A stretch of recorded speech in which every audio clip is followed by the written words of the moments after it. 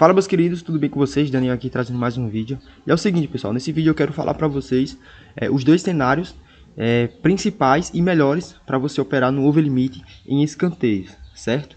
E vou falar algumas características aqui para que você possa compreender e possivelmente estudar essa estratégia aí e se especializar nela, certo? Para quem não sabe, tá, pessoal, over limit para escanteios é quando você investe para sair um escanteio ao final de cada tempo, seja no primeiro tempo ou no segundo tempo, utilizando aqui o mercado de cantos asiáticos ou outros, né, que tem. Deixa eu ver se eu acho aqui se aqui tem esse aqui, que também abre o over limit, certo? Mas o bem utilizado aqui é o escanteio asiático, né, que é o que fica até o final, enfim. É o seguinte, pessoal.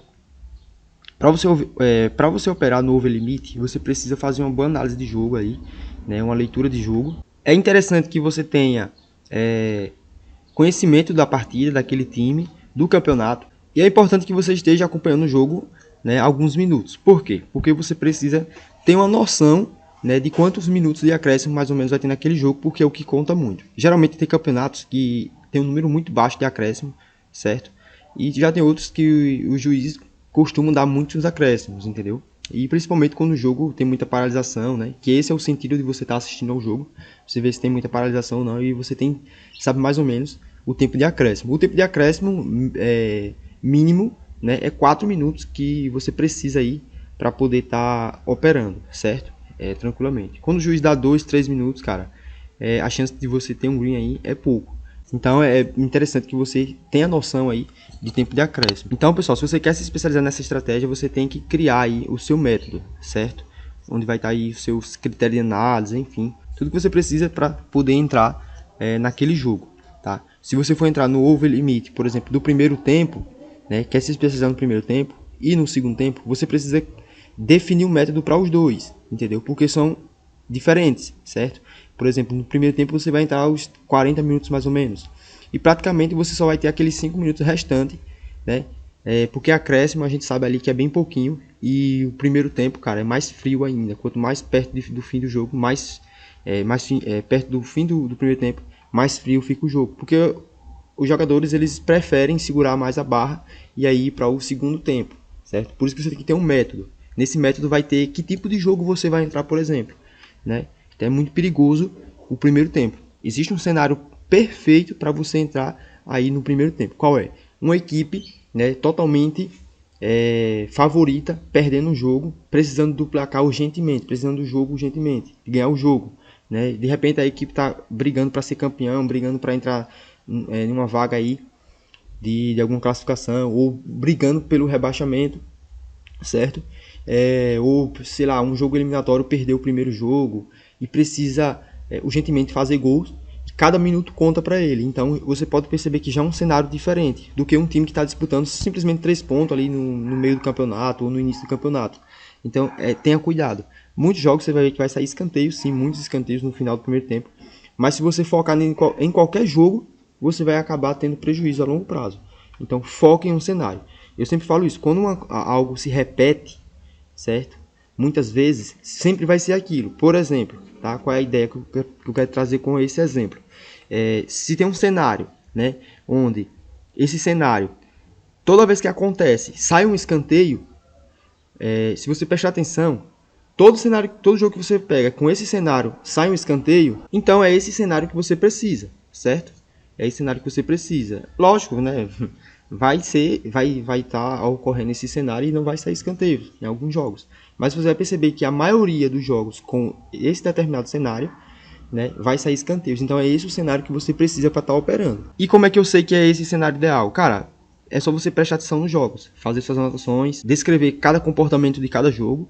E aí você vai perceber os comportamentos que mais saem escanteios. E aí você precisa ter um banco de dados muito grande, né? Ou seja, um número enorme de jogos para você saber se de fato aquele cenário é o cenário, né, que de fato vai sair escanteio. Você percebeu lá um cenário que sai muitos escanteios, e aí você vai pegar esse cenário e vai anotar diversos jogos com ele.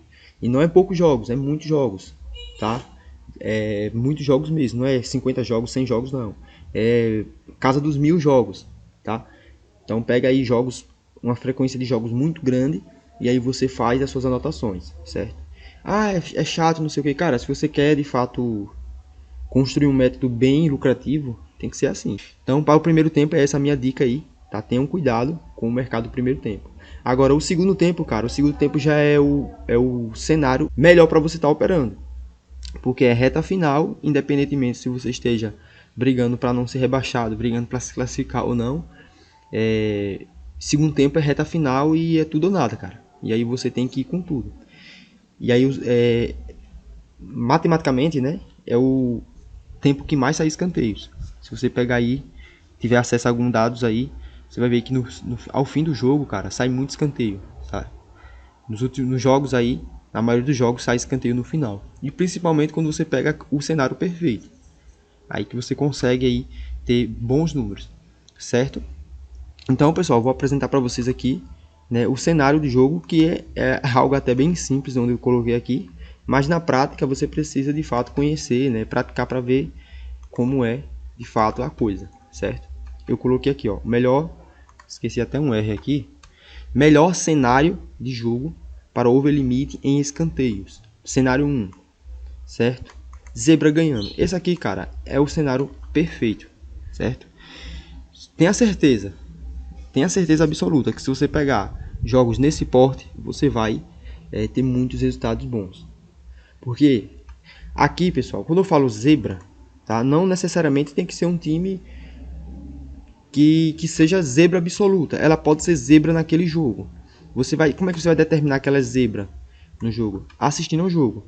Então, se um time favorito, né, não necessariamente precisa ser um claro favorito, mas ele é favorito e está mostrando favoritismo dentro do jogo, está dominando completamente o seu adversário, buscando resultado a todo custo, pressionando a todo momento, em cima, entendeu? Sufocando seu adversário, buscando gol. O time que está ganhando, né, que ali se tornou a zebra, se por exemplo já era zebra, se tornou mais zebra ainda, ou não era tão zebra, mas está se tornando muito zebra por conta aí do cenário do jogo, por estar sendo sufocado, né? Então esse é o jogo ideal, certo? Você percebe que ele que está ganhando, o time que está ganhando, recua todo o jogo, fica todo recuado só se defendendo. Esse é o cenário perfeito. Porque a gente precisa de frequências de ataque, certo? Então quanto mais o time ataca, mais chance de sair o escanteio, certo? Então, se a zebra está recuada, certo? Está recuada e começa, né, só se defender, cara, vai ter muita frequência de ataque. Então, tendo essa frequência de ataque, aí você vê que é o cenário ideal. Só que aí você precisa de algumas observações, né, logicamente. Você precisa ver como é que está o comportamento daquele time. Interessante que o jogo aqui está rolando, saindo bastante escanteio. Você precisa ver como é que está o cenário do jogo. Ele está criando, né, tá achando espaço para criar jogada, tá fazendo muita jogada ali de fundo, então você precisa prestar atenção nisso também. Às vezes tem jogo que o time tá recuado, né, mas um recuo que tá muito fechado. O time que tá atacando só consegue meter a bola na área ali com cruzamento, então não é interessante, certo? Agora se ele coloca a bola no chão e trabalha a bola instante, infiltra na área ou faz jogada na linha de fundo, né, ou abre para chutar, esse é o cenário ideal. Agora se o time que está defendendo, né, a zebra no caso, tá toda fechadinha, o outro time só fica girando a bola, por exemplo aqui, ó, perto da área, só rodando bola, só rodando. Aí volta a bola para trás, roda. Aí volta a bola para trás, não consegue passar e fica só mandando lançamento, mandando lançamento. Não é interessante, tá? Lógico que em questão de minutos o jogo muda, certo? O jogo muda. Mas enquanto no momento da entrada não tiver com o comportamento que você quer, não entre. Tá? Independentemente se sai escanteio ou não entre, certo? E o segundo cenário, pessoal, né, eu coloquei aqui zebra ganhando, ou seja, o time perdendo. Isso aqui tanto faz, tá, pessoal? O time tá jogando em casa ou não, certo? Se ele tá mostrando favoritismo, ele jogando em casa ou fora, não interessa. E o segundo cenário, né, é o jogo empate, só que zebra presente, ou seja, o jogo tá empate, mas tem um time só jogando, né, como se estivesse perdendo. Simplesmente assim. Então não necessariamente você precisa pegar só se tiver o time da casa, perdão, se o favorito estiver perdendo. Não, ele pode o jogo pode estar empate, mas ele está jogando como se estivesse perdendo, cara, buscando o resultado a todo custo, ali sufocando seu adversário, né, sem dar descanso. Então é só você tirar o empate aqui, a derrota e colocar o empate, mas o cenário de jogo é o mesmo. ponto, certo? Aí, logicamente, que tem outros cenários. Por exemplo, mesmo sendo empate, mas aí as duas equipes estejam criando, certo? Criando. Você tem chance de sair escanteio dos dois lados. Só que a gente tem que observar uma coisa. Eu coloquei aqui, ó, o melhor, certo? O melhor. Você pode ou fazer só esse tipo de cenário, ou também fazer o cenário do time, o jogo empate e as duas equipes construindo. Só que quando eu falo de frequência de ataque, certo? Quando eu falo frequência de ataque, que é o necessário para a gente poder ter mais chance de sair escanteios, é quando um time só tá jogando, cara. Imagina que o time, por exemplo, nesse jogo aqui, esse time da visitante tá aqui todo recuado, o outro tá pressionando. Quando esse time aqui tomar a bola, rapidamente o time que tá pressionando vai pegar a bola e vai atacar de novo. Já quando é um jogo equilibrado, quando esse time toma a bola, ele vai se ajeitar, ficar tocando bola aqui na defesa para poder abrir espaço para poder sair jogando. Entendeu? Mesmo o time fazendo uma marcação-pressão aqui, ele tem chance de segurar a bola, enfim. Quando o time tá totalmente dominado pelo seu adversário, e o outro tá atacando ali com muito posse de bola, com muita pressão mesmo, absurda, cara, ele sufoca tanto aqui que o outro time fica perdido, não sabe, não tem um jogador ali para definir, não tem um time bem definido aqui, bem espalhado, bem posicionado para poder sair jogando. Ele tá todo recuado, tá todo bagunçado. Então você vê, né, a diferença. Mas sim, tem jogos que as duas equipes estão criando que é muito top também. Mas aí já é um cenário para outro vídeo e, né, talvez aí eu traga outro vídeo explicando melhor sobre esse cenário. Só que essa característica de diferença aqui, ela é muito importante, tá, pessoal? Muito importante mesmo. Se você quer frequência de ataques sem parar, cara, o jogo é esse. Sem contar, né, também do jogo empate, que muitos times, por exemplo, da casa, visitante, né, geralmente ali, né, quer o empate, né, o empate para ele é lucro, então ele fica enrolando, enfim. E o time da casa não.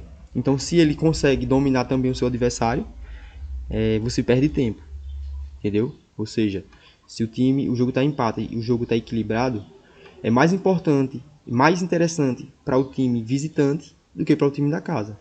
Então, enquanto ele tiver com posse de bola e tiver conseguindo tocar a bola aqui, ele vai enrolar, cara. Quanto mais perto do fim do jogo, ele vai enrolar. Entendeu? Então, é esse cenário aí, tá, pessoal? Esses dois cenários que se, né, você colocar em prática, você vai ter bons resultados. Lembra quando eu falei quando algo se repete, né, muito e sai escanteios? Esse é o cenário perfeito. Então, eu já tô te dando aqui de mão beijada. Não precisa nem você ir fazer aquele teste lá que eu falei, né? Do banco de dados, né? Anotar diversos jogos. Pelo menos não para esse cenário, tá? Para outra estratégia que você vai utilizar, tudo bem, né? Ou de repente você cria um cenário que na sua visão se encaixa e você consegue ter bons resultados, certo? Mas esse cenário aqui é aprovado, tenha certeza que você vai ter bons resultados, certo, pessoal? Então é isso aí, mais um vídeo, tá? Mais uma aula aqui para você de uma estratégia que parece ser tão simples, né? Mas é necessário muitas informações e cuidado, né? Porque se trata de reta final do jogo, onde o juiz pode dar 2 minutos de acréscimo e aí você acaba tendo prejuízo. Então, é pouco tempo para um objetivo, certo? Então é isso aí, pessoal. Espero que vocês tenham gostado, tenham compreendido. Deixa aqui nos comentários abaixo, né, a sua dúvida, o que você achou, se você concorda, se não concorda. Se você tem algo a acrescentar, é importante para que outras pessoas que venham nos comentários leiam, certo? Vou deixar aqui meu número para que você possa entrar em contato caso você tenha alguma dúvida, queira conversar comigo. Então tá aqui, pessoal. É só entrar em contato comigo pelo WhatsApp, que aí a gente bate um papo, certo? Se inscreva no canal se você não for inscrito, tá chegando agora. Ative as notificações para que você possa receber os vídeos assim que eu postar. Um abraço e até um próximo vídeo, se assim o nosso criador permitir. Tchau!